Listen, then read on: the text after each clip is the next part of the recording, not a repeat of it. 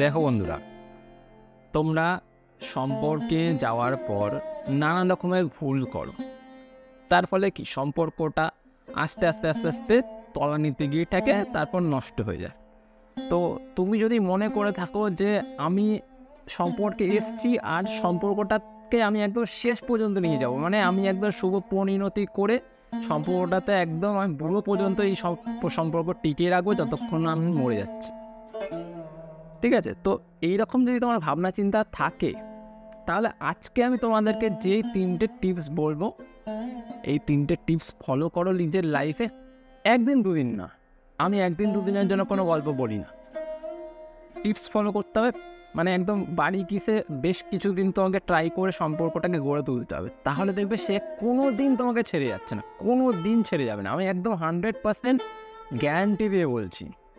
তাই ভিডিওটা স্টার্ট করছি, তুমি প্লিজ পুরো ভিডিওটা দেখো। যদি সময় না থাকে এখন দেখার কোনো দরকার নেই, পরে দেখো। চলে যাচ্ছি মূল ভিডিও। প্রথম পয়েন্ট, তোমরা সম্পর্কে গেলে, সম্পর্কে যাওয়ার পর প্রত্যেকটা সম্পর্কে তোমরা কী করো বলো তো? সেই মানুষটাকে বাঁধার চেষ্টা করো, মানে একমুখী করে দাও সম্পর্কটাকে। তুমি আমার সাথে সম্পর্কে এসছো, তুমি শুধু আমার কাছেই থাকবে, তুমি আমার সাথেই কথা বলবে, তুমি আর কোথাও যাবে না, কারোর সাথে মিশবে না। এটা ভুল করা, এটা ভুল করা। তোমাদের এই কাজটাই পুরো ভুল, যে তুমি একমুখী করে দিলে সম্পর্কটাকে। এই একমুখী করার ফলে আজ সম্পর্কটা টিকে গেল, কারণ নতুন সম্পর্ক রয়েছে, সেও মনে করছে হ্যাঁ হ্যাঁ ওর সাথে একটু সময় দেওয়া উচিত। কিন্তু লং টাইমে যখন তুমি যাবে, সে কিন্তু বোর ফিল করবে, সে কিন্তু সেইখানে সাফোকেটেড ফিল করবে।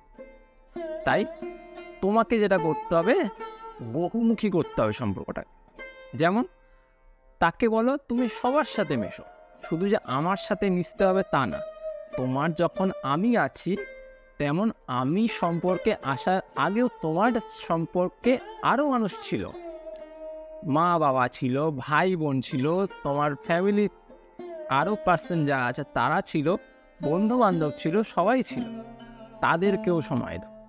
এবার সে যখন তাদেরকেও সময় দেবে, তাদের সাথেও কথা বলবে, দেখবে তোমার সম্পর্কটা ভালো থাকবে। কেন? যে তাদের সাথে সময়গুলো কাটাচ্ছে, তাদের সাথে যে কথাগুলি হচ্ছে, তাদের সাথে যে সময় কাটানোর পর তার মনের যে ভাবগুলি উঠছে, সেইগুলো এসে তোমার সাথে প্রকাশ করবে, ঠিক আছে? তোমার সাথে সেগুলো শেয়ার করবে। এবার সেইগুলো যখন সে তোমার সাথে শেয়ার করবে, নানান রকমের কথা হবে, তখন তোমাদের সম্পর্কটা আর বোরিং হবে না, কারণ সম্পর্কে বলার মতো অনেক কথা জমে যাবে। আর একটা মানুষ যদি তোমার সামনে বসে বলতে পারে কথা, তাহলে দেখবে তোমার কাছে সেই মানুষটা সব কথা বলছে। আর যখনই সে বলতে পারবে তোমার কাছে কথাগুলো, তোমার কাছে সেই মানুষটা একটা এমন জায়গা পাবে যেটা হবে সব থেকে ভালো আর উচ্চমানের জায়গা, এক কথায়। এবার যদি তুমি এরকম একটা মানুষ হয়ে উঠতে পারো, যে এমন একটা মানুষ যার কাছে সব কিছু শেয়ার করতে পারছে, তাহলে সেই মানুষটা কি তোমাকে কোনোদিনও ছেড়ে যাবে? কারণ সেই মানুষটা তো তোমার কাছে সব কিছু বলতে পারে, আর সেখান থেকে সে বুদ্ধিও পায়। এবার তাহলে তো সে ছেড়ে যাবে না, এটা পরিষ্কার হয়ে গেল। এটা থাকবে তোমাদের প্রথম স্টেপ, যে তাকে সবার সাথে মিশতে দাও, তাকে খোলার ছুট দাও।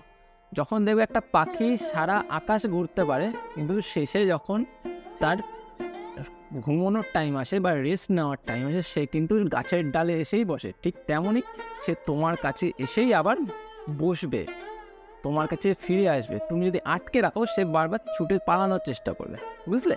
তো প্রথমে এটা করো যে তাকে পুরো আকাশটা ছেড়ে দাও, তুমি ওড়ো, দেখবে সে তোমার কাছে ফিরে আসবে।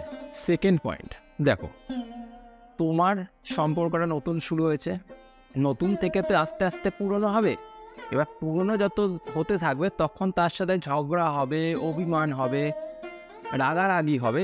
সেই সময় তোমার এই ভুলটা করা কোনো সময় চলবে না, যে তার যে অতীত রয়েছে, সে হয়তো তোমাকে ভরসা করে অতীতের কোনো কথা বলেছিল, বা সে ভরসা করে তার কোনো দুর্বল দিক তোমাকে তুলে ধরেছিল, সেই দিকটাকে তুলে নিয়ে তাকে খোঁচা দিচ্ছ তুমি।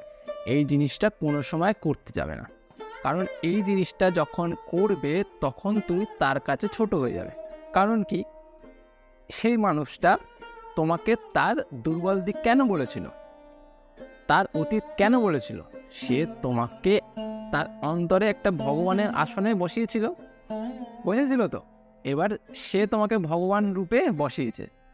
এইবার তুমি সেই ভগবানের জায়গাটায় উঠে এসে তাকে তার অতীত নিয়ে খোঁচা দিচ্ছ। ভগবানের কাছে আমরা কি বলি? আমাদের কষ্ট, আমাদের দুঃখ, আমাদের ব্যথা, আমাদের জ্বালা সব কিছু শেয়ার করি তো ভগবানের কাছে। এবার তোমাকে ভগবানের জায়গায় বসানোর পর সে সব কিছু বলেছে, তারপর তুমি কী করছো? সেই ভগবানের জায়গায় বসে তাকে খোঁচা দিয়ে যাচ্ছ যে তুমি এটা করেছো, তুমি ওটা করেছো, তোমার অতীতে এই ছিল, অতীতে সেই ছিল। তার দুর্বল দিকগুলোতে তুমি খোঁচা লাগিয়ে যাচ্ছ। এর ফলে কী হবে? সে কি আর তোমাকে সেই জায়গাটা দিতে পারবে না। সে কি তোমাকে সেই কথাগুলো আর বলতে পারবে না। তুমি সেই জায়গাটা নিজে নষ্ট করে ফেললে। তার থেকে তুমি কোনো সময় তাকে তার দুর্বল দিক নিয়ে খোঁচা দেবে না। দুর্বল দিকগুলোতে কীভাবে মলম দেওয়া যায়, কীভাবে তার অতীতগুলোকে মলম দিয়ে সেগুলোকে ঠিক করে দেওয়া যায়, তার কষ্টগুলোকে মেকআপ করে দেওয়া যায়, সেইটা চেষ্টা করো। দেখবে সম্পর্কে ঝগড়াঝাটি অশান্তির সাময়িক সময়ের জন্য হলেও না সেটা নষ্ট হয়ে যাবে, সেটা কোনো এফেক্ট ফেলতে পারবে না। ঝগড়াঝাটি অশান্তি সব সম্পর্কে হয়, তাই বলে সম্পর্ক নষ্ট হয়ে যায় না, বুঝলে?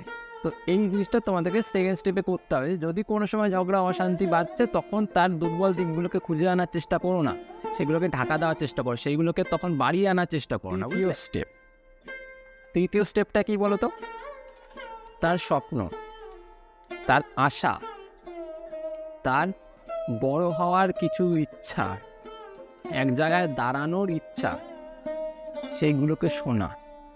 দেখো, আমি, তুমি, আরও 5 জন সবাই কি একটা জায়গায় স্টেবল হতে চাই, যাতে আমরা জীবনে কিছু একটা করতে পারি, করার চেষ্টা করি। তো তার জন্য আমি কিছু করছি, তুমি কিছু করছো, নানান রকম মানুষ নানান রকম কাজ করছে তাদের ইচ্ছা মতো। এবার তোমারও সেই মানুষটার আশা আকাঙ্ক্ষা, তার স্বপ্ন, যেগুলো সে পূরণ করতে চেয়েছিল ছোটোবেলা থেকে, সেইগুলো শোনার কথা দরকার। কারণ সে সেই ইচ্ছাগুলো যদি পূরণ করার বা সেই ইচ্ছাগুলো প্রকাশ করার বা সেই স্বপ্নগুলো প্রকাশ করার একটা মানুষ পায়, তাহলে কিন্তু সে সেই জায়গাটাতে সেই মানুষটাকে সব কিছু উজাড় করে বলবে। ধরো তোমার একটা স্বপ্ন যে তুমি উপন্যাস লিখতে পারো, তুমি কোনো গল্প লিখতে পারো। এবার তোমার কাছে যদি আমি গিয়ে বলি যে তোমার স্বপ্ন কী, উপন্যাস লেখা, তো আমাকে উপন্যাসের ব্যাপারে কিছু বলো বা গল্পের ব্যাপারে কিছু বলো, তোমার কাছে সেটা কি মনে হবে? যে এই মানুষটা যখন আমার কথাগুলো শুনতে চাইছে, আমি একে উজাড় করে দিই, আমি এর সাথে সারাদিন কাটাই, সারাদিনে আমি এর সাথে গল্প করি, ইচ্ছা হবে কি না? এবার তুমি যদি তার স্বপ্নটা নিয়ে তুমি কথা বলো, সেই স্বপ্নগুলো চারণ করো, আর সেই স্বপ্নগুলোকে যদি চেষ্টা করেও হয় যে পূরণ করে দেওয়া যায়, সেখানে চেষ্টা করো যে হ্যাঁ পূরণ যদি করা যায় তো চেষ্টা করে দেখি একবার, তাহলে কিন্তু সেই দিকটাতে তুমি অনেকটাই লাভবান হবে। কারণ সেই মানুষটা তোমার সাথে সারাটা জীবন কাটানোর কথা ভেবেছে।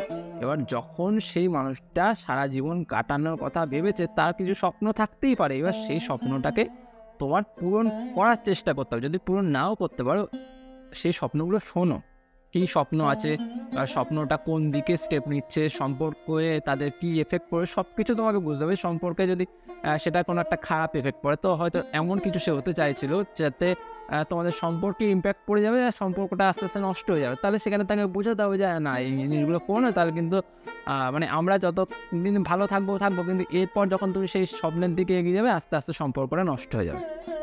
তো সেটা বোঝানোর চেষ্টা করো তাকে।